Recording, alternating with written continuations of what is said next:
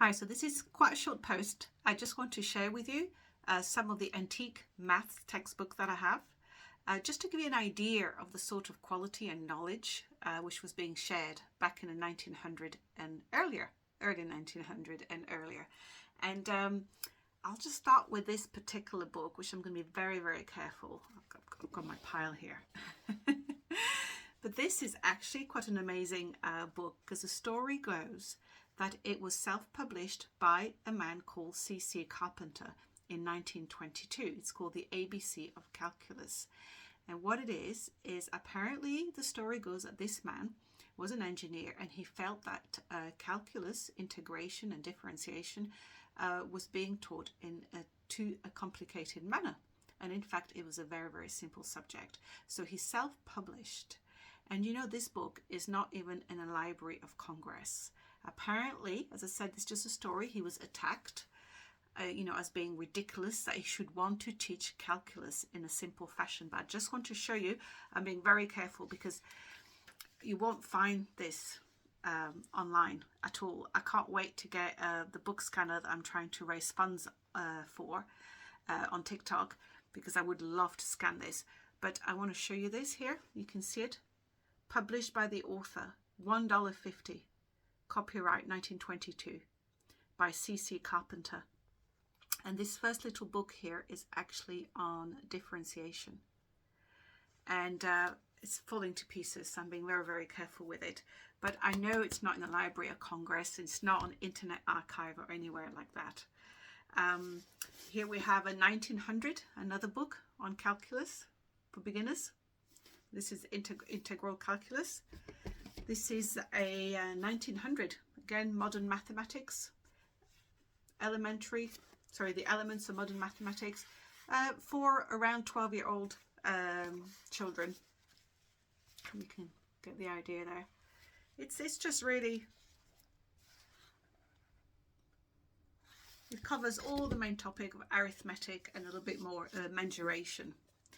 Algebra for beginners, 1902. School geometry, 1906. Another school geometry, 1909. Engineering mathematics, simply explained, 1910. Another school algebra, 1910. This is actually introduction to infinitesimal calculus. You know, by the way, do you know that this is actually the proper name for calculus? Infinitesimal calculus. Because calculus on its own can mean any calculation, and it also means a small pebble, by the way. You know, when you have a calculus, you have a small pebble that can be stuck in your kidneys and you get kidney stones. That's also called a calculus. So actually the full title is infinitesimal calculus, and infinitesimal means incredibly tiny. All right. This is a 1917 practical mathematics.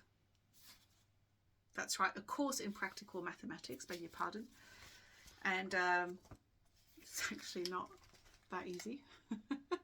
The standards were so much higher. You know, like I've already said, I've done an engineering degree, and when I look at those books, I actually feel really humbled, because I spent 4 years doing a degree, and my maths is nowhere near the level of what's in those books and what was expected. But I'm aware of it. I know it. I know I have been shortchanged. So at least I can do something about it. When there was all these books, I can do it. And somewhere along the line, after I've tried to help as many people as possible, I really ought to sit down and polish up my higher level mathematics. I'm okay with arithmetic. Anyway, here, Calculus for Technical Students, 1928. Elementary Practical Mathematics. This is a really lovely book. This is for 11, 12 years old, 1929. But again, it's all problems, mensuration, arithmetic, a lot of problem solving. You know, a lot of problem solving. And you're doing all this without any calculator. You obviously have your tables. I have another book, actually. I have a number of books with all the different tables, such as the logarithm tables and so on. Mathematics for Technical Students. That's 1939. This is a real fantastic book. This is 1941. This is during Second World War, and this was a refresher for people joining the Air Training Corps or the Royal Air Force. Really, really good. I actually clarified with that my confusions on logarithms and they do it in the space of 2 pages. That was really good. This is a famous book, Calculus Made Easy by Sylvanus P. Thompson. This is not the original copy. The original copy is 1910, and apparently it is one of the best books ever written on calculus. Now, I've not made the comparison with my lovely Carpenter textbook, oops, sorry, which is a small one there. But apparently between the two of these, sorry, can't speak English anymore. Apparently those two are probably some of the best books written on a subject. So once I polish up my calculus, because the truth is I learned it just to pass an exam, like hundreds of thousands or millions of other students. You know, you just kind of get taught just to pass an exam.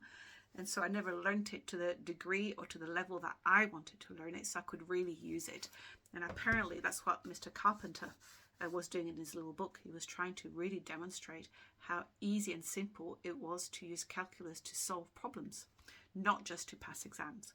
Anyway, it's an adventure, so we'll see how that goes when I get around to it. But the point is, you have some fantastic books that exist on the subject, and it can be learned. That's the key message.